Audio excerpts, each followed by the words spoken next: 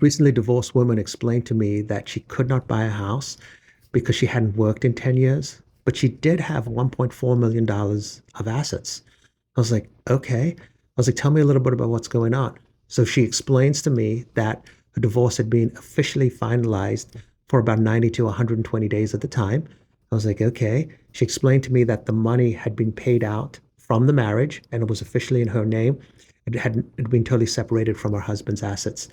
And I said, okay. I was like, so what have you actually done? She said, well, since I've been divorced, I've been renting for the last year or so, and I just went back to work, and now I've been working for about 90 to 120 days. When I apply online and I explain to people the situation, they're telling me that because my hours are variable and I've just been back to work and I have no work history for the last 10 years, I can't get approved for a loan. I was like, okay, did you tell them about the assets that you have? And she said, yes, I've explained to them about the assets that I have.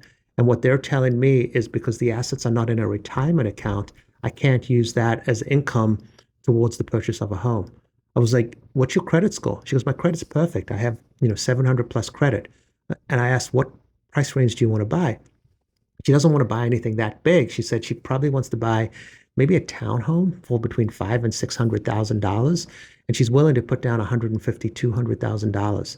I said, okay, so let me just be clear. So you haven't worked in 10 years. You've only been on your job for about 90 to 120 days.